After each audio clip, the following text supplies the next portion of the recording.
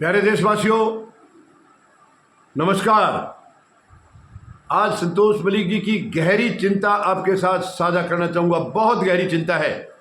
संतोष मलिक जी आपके अपने मतदाता जागृति संगठन की राष्ट्रीय अध्यक्षा हैं और जो आज की उनकी चिंता है, वोटर लिस्ट जो बिहार की है वो कितनी बदनाम हो चुकी है, उसके बारे में संतोष मलिक जी का एक नया खुलासा है। आज एक नई बात, नई चिंता लेकर के सामने आई हैं। यानी अभी हाल में जो SIR प्रक्रिया चल रही है वो तो है ही है, वो तो काफ़ी टाइम से चल रही है। वो माननीय सर्वोच्च न्यायालय में भी चैलेंज है, वहाँ भी सुनवाई चल रही है। 8 अक्टूबर को अभी अगली सुनवाई है। उसके अलावा एक और गंभीर वोट चोरी का मामला सामने आया है, संतोष मलिक जी ने बताया है। यानी महिलाओं का 14-15 लाख महिलाओं के नाम जोड़े गए हैं। 14-15 लाख। आप बताइए, कभी नहीं हुआ ऐसा। पिछला पूरा रिकॉर्ड चेक किया है, संतोष मलिक जी ने पूरा आकलन किया है। इतनी बड़ी संख्या में महिलाएं, केवल महिलाएं, आप पुरुषों को तो छोड़ दीजिए, ये केवल महिलाओं का आकलन है। यानी पिछले लोकसभा चुनाव के बाद 14-15 लाख महिलाएं जोड़ी गई हैं। और जब उनकी सामने बात आई है, कुछ उनकी छानबीन होने लगी है, तो उसमें गलत आंकड़े पाए जा रहे हैं। हालांकि ये अभी तक नहीं पूरा साबित हुआ है कि कुल कितने हैं और कितने कितने, यानी हर कंस्टिट्यूंसी में बता रहे हैं करीब मतलब कई हज़ार, 10, 12, 15, 20 हज़ार एक कंस्टिट्यूंसी में। अगर इतने नाम जोड़े जाएंगे तो आप अंदाज़ा लगाइए चुनाव परिणाम क्या होगा। और एक आपको मैं पहले बता ही चुका हूँ कि 10,000 रुपये महिलाओं को दे रहे हैं अब ये। यानी अगर इस वक्त चुनाव के ऐन वक्त पर आप दे रहे हैं तो इसको रिश्वत नहीं तो क्या कहेंगे। ये सरकार की स्कीम की तरह नहीं है। सरकार की स्कीम पहले आनी चाहिए थी। 5 साल क्या कर रहे थे आपने 10,000 क्यों, 10 लाख देते। देश को क्या एतराज़ है, या बिहार राज्य को क्या एतराज़ है? अगर सभी महिलाओं को आप 10 लाख भी देते तो क्यों कोई एतराज़ करेगा। लेकिन ऐन चुनाव के वक्त आप 10,000 दे रहे हैं तो सरेआम ये एक रिश्वत के तौर पर है। ये इस तरीके से देख भी रहे हैं सब। लेकिन आपको क्या फ़र्क पड़ता है? आपके लिए कानून है नहीं, आपके लिए नियम कोई चीज़ है नहीं, आपके लिए संविधान कोई चीज़ है नहीं। प्रधानमंत्री महोदय की सीधी इसमें इन्वॉल्वमेंट मिलेगी, क्योंकि डबल इंजन की सरकार है वहाँ।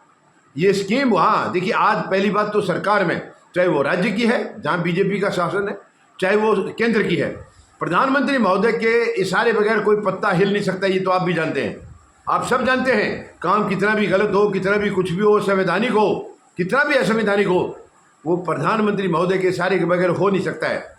आज इनके बगैर ना इनकी पार्टी में पत्ता हिलता। आप देख लीजिए कितने लंबे समय से इनके पास राष्ट्रीय अध्यक्ष नहीं है, लेकिन नहीं बना रहे, क्योंकि उनको अपने जो चीज़ें इनको कराना चाह रहे हैं, ये जो उससे कराना है, खिलौना बनाना है, वो खिलौना कोई इनकी पसंद का आ नहीं रहा। RSS दूसरे किसी को दे नहीं रहा। RSS चाहता है अपनी पसंद का, ये चाहते हैं अपनी पसंद का। आप देख लीजिए प्रधानमंत्री हमारे कितने सच्चे हैं। यानी 75 साल में सबको किनारे कर दिया, सीनियर जितने भी थे, और खुद चिपके हुए हैं, जबकि देश को क्या दे रहे हैं वो कोई बताने की ज़रूरत नहीं है। आज देश को केवल दर्द और पीड़ा दी है इन्होंने। 11-11.5 साल में केवल ये दर्द और पीड़ा दी है, और कुछ नहीं इनके पास देने के लिए। और अब इस चुनाव को जीतने के लिए, बिहार का चुनाव इनके नाक का सवाल बन गया है। इसको जीतने के लिए ये किसी भी हद तक जाना चाह रहे हैं, किसी भी हद तक। SIR प्रक्रिया बार बार पकड़ी जा रही है, धांधलियाँ पकड़ी जा रही हैं। हालांकि मैं यहाँ थोड़ा सा ये भी खेद प्रकट करना चाहूँगा कि माननीय सर्वोच्च न्यायालय की तरफ से बहुत लंबा समय लिया गया है।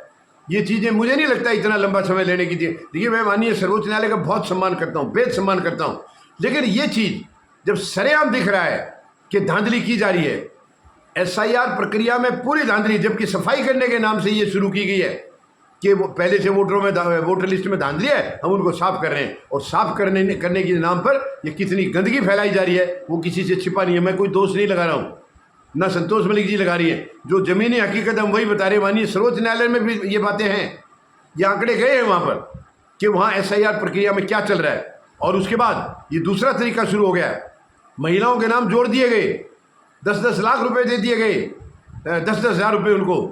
बताइए, ये रिश्वत नहीं तो क्या है। तो ये बहुत गंभीर मसला है। ये नाम आखिर क्यों जोड़े गए, कहाँ से जोड़े गए, इनकी पूरी छानबीन करानी होगी। मैं अब और तो क्या करें, माननीय सर्वोच्च न्यायालय में ये चल रहा है, PIL इसकी लगी हुई है, सुनवाई चल रही है। 8 अक्टूबर है, 8 अक्टूबर को अगली सुनवाई। माननीय सर्वोच्च न्यायालय से मैं निवेदन करूंगा, इसका भी संज्ञान लें कि इतने नाम महिलाओं के कैसे जोड़े गए, कहाँ से जोड़े गए, क्या वो किसी दूसरे राज्य से हैं या कहाँ से आए हैं। इनका पूरा संज्ञान लेकर के इसकी छानबीन होनी चाहिए, क्योंकि ये इस तरीके से, ये तो कुर्सी के ऊपर जैसे किसी को बांध के बैठा दिया, उसको कोई वो हिला नहीं सकता है, वो हाल हो रहा है। ये कुर्सी ऐसे नहीं होती है, काम करिए और जनता आपको बनाएगी, लेकिन या तो धांधली करके कुर्सी ली जा रही है, धांधली करके। और अब प्रधानमंत्री महोदय चाहते हैं कि इनकी जो है आखिरी यात्रा, यानी दुनिया को छोड़ के जाएं तो उसी कुर्सी के साथ इनकी विदाई हो, वो ये चाहते हैं। ये बहुत शर्मनाक है और देश के नागरिकों को सोचना होगा। हम ऐसे निकम्मी सरकार को बर्दाश्त नहीं कर सकते हैं। लेकिन एक ही निवेदन है मेरा, बिल्कुल शांतिपूर्ण तरीके से हमें इनका विरोध करना होगा। किसी किस्म का भी कोई इसमें लड़ाई झगड़ा, आगजनी और तोड़फोड़, ये किसी किस्म की कोई जगह नहीं है हमारे कानून में। ऐसी कोई जगह हम कर नहीं सकते, क्योंकि ये हमारी चीज़ें हैं। आदमी भी, इंसान भी हमारे हैं, संसाधन भी हमारे हैं, देश हमारा है। तो शांतिपूर्ण तरीके से इनको खदेड़ना होगा और कोई रास्ता नहीं है, वरना देश को ये ऑलमोस्ट ख़त्म कर चुके हैं। आगे अगर रोकना है, युवाओं के भविष्य को बचाना है, तो इनको अब खदेड़ना ही होगा, इसके अलावा कोई रास्ता नहीं है। बताइए, नाम जोड़ दिए गए, इन्होंने सोचा SIR अगर किसी तरह खारिज भी हो गया, रद्द भी हो गया, तो इस तरीके से हम अपनी नैया पार लगाएंगे। ये बहुत ही गलत है और माननीय सर्वोच्च न्यायालय को इसका तुरंत संज्ञान लेना चाहिए, वरना ये देश को किसी भी तरीके से छोड़ेंगे नहीं, बर्बाद करके मानेंगे, और हम ऐसा होने नहीं देंगे। उम्मीद है माननीय सर्वोच्च न्यायालय इसका सीधा संज्ञान जरूर लेंगे। धन्यवाद।